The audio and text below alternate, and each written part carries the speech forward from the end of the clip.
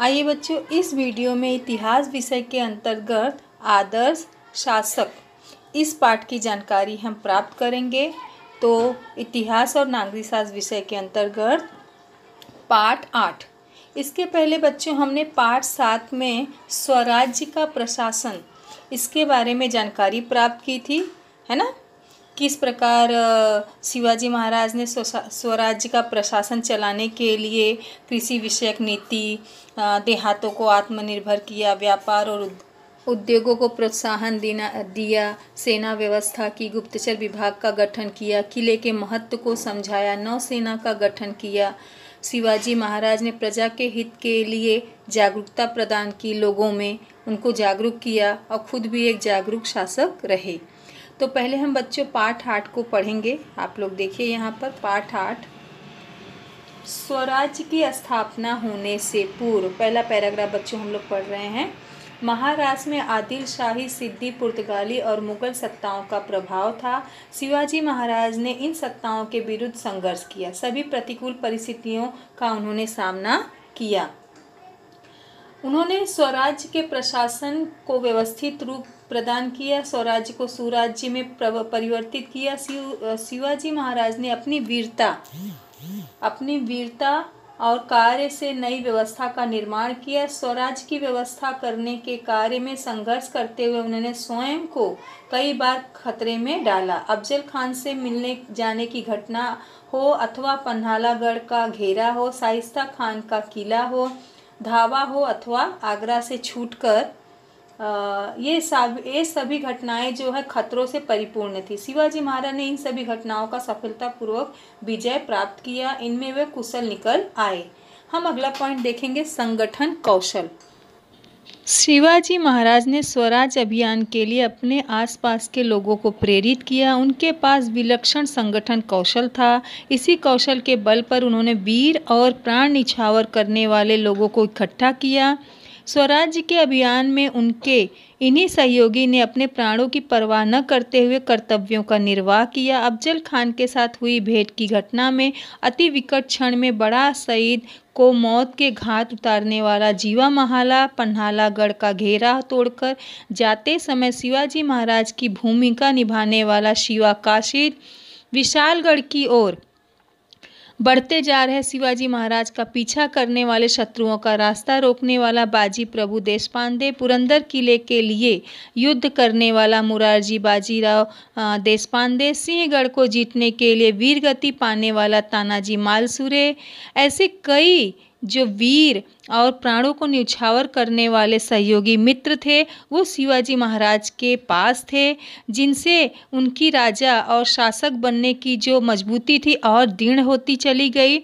स्वराज्य स्थापना के कार्य में कान्होजी जे थे, उनके साथ आरंभिक समय थे और वृद्धावस्था में वे बीमार हुए। उस समय शिवाजी महाराज ने उनसे कहा, उपचार करवाने में किसी प्रकार की भी लापरवाही नहीं होनी चाहिए बच्चों। अर्थात क्या कि वो अंत तक अपने सहयोगी मित्रों या प्रजा की देखरेख करते थे।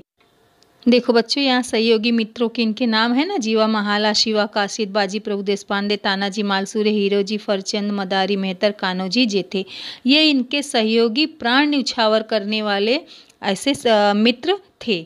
अगला पॉइंट बच्चों इसमें है प्रजा के प्रति जागरूकता, फिर सेना विषयक नीति। पहले प्रजा के प्रति जागरूकता देखेंगे हम। शिवाजी महाराज प्रजा के प्रति हमेशा जागरूक रहते थे। शत्रुओं के आक्रमण के समय त्रस्त प्रजा का शिवाजी महाराज अधिकाधिक ध्यान रखने का प्रयास करते थे। उदाहरणार्थ शाइस्ता खान पर धावा बोलते समय उन्होंने रोहिण घाट के देशमुख को प्रजा के प्रति कर्तव्य पूर्ण करने की चेतावनी दी कि उन्हें सुरक्षित स्थान पर पहुंचाया जाए, उसके बाद हम शाइस्ता खान से युद्ध करेंगे ताकि किसी प्रकार की भी प्रजा को हानि न हो। यदि प्रजा का ध्यान रखा नहीं गया तो मुगल सेना आएगी, लोगों को बंदी बना के ले जाएगी और वह पाप तुम्हारे सिर पर होगा, ऐसा उन्होंने चेतावनी दिया था। किसे बच्चों? देशमुख को। इस प्रकार वो कोई भी कष्ट प्रजा को पहुंचाना नहीं चाहते थे। सेना विषयक नीति में बच्चों अगला पॉइंट है, शिवाजी महाराज की सेना में कठोर अनुशासन था। बच्चों आप लोग देखो, कभी भी मुगल शासक जो होते थे, जब वह युद्ध में जीतते थे ना, तो वो अपने शत्रुओं के साथ दुर्व्यवहार करते थे, उनकी स्त्रियों के साथ दुर्व्यवहार करते थे, उनके बंदी बनाकर ले जाते थे और कई प्रकार की यातनाएं देते थे। परंतु शिवाजी महाराज ऐसा नहीं चाहते थे। वो जब भी हम युद्ध में जीते, हमारे जो शत्रु सैनिक हैं उन्हें, उनके साथ हमें दुर्व्यवहार नहीं करना है। सैनिकों को उन्होंने निश्चित समय पर नगद वेतन देने की व्यवस्था प्रारंभ की। नगद वेतन मतलब समझ रहे हो ना आप लोग, रुपया देने की व्यवस्था, पगार देने की व्यवस्था उन्होंने शुरू की। शत्रु प्रदेश में अभियान के समय जो धनराशि मिलती है उसे सरकारी कोष में जमा करने का आदेश दिया था। वीरता और पराक्रम दिखाने वाले सैनिकों को सम्मानित किया जाता था। वीर गति प्राप्त सैनिकों को के परिवार का ध्यान रखा जाता था। शरण में आए हुए शत्रु सैनिकों अथवा बंदी सैनिकों के साथ सद्व्यवहार किया जाता था। उनका मानना था कि हमें अपनी इंसानियत को छोड़ना नहीं चाहिए। भले हम युद्ध में जीते हैं, परंतु सामने वाला शत्रु भी एक मानव है, तो उनके साथ भी हमें वैसा ही व्यवहार करना चाहिए। ठीक है बच्चों, हम अगले वीडियो में अगला पॉइंट देखेंगे। अब आप लोग ने यहाँ पर देखा 3-4 पॉइंट हम लोगों ने इस वीडियो में जानकारी उसके बारे में प्राप्त की। संगठन कौशल, प्रजा के प्रति जागरूकता, सेना विषयक नीति। ठीक है बच्चों, अगला पॉइंट है सहिष्णु आचरण। शिवाजी महाराज को आदिल शाह, मुगल और सिद्दी जैसे शत्रुओं से संघर्ष करना पड़ा। ये इस्लामी सत्ताएं थी। उनके साथ युद्ध करते समय शिवाजी महाराज ने स्वराज्य में रहने वाले मुस्लिमों को अपना प्रजाजन माना। अफजल खान से भेंट करते समय उनके सैनिकों में सिद्दी इब्राहिम नाम का विश्वसनीय सेवक था। सिद्दी हिलाल शिवाजी महाराज की सेना का सरदार था। दौलत खान स्वराज्य की नौसेना का महत्वपूर्ण अधिकारी था।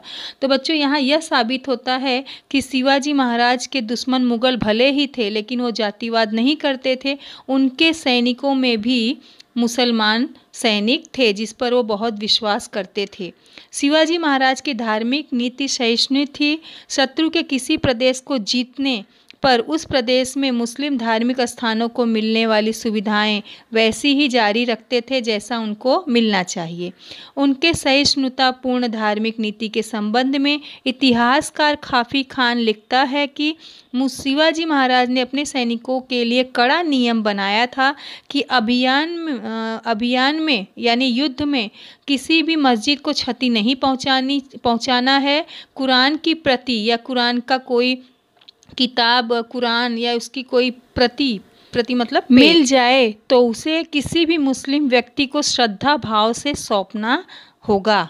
इस प्रकार वो अपने सैनिकों के साथ कड़ा नियम रखते थे। सैनिकों के लिए कड़ा नियम उन्होंने बना रखा था ताकि कोई अपना मनमाना न कर सके और किसी के साथ दुर्व्यवहार नहीं हो सके। तो बच्चों, इस वीडियो में 4 मुद्दे या 4 पॉइंट पे हमने चर्चा की।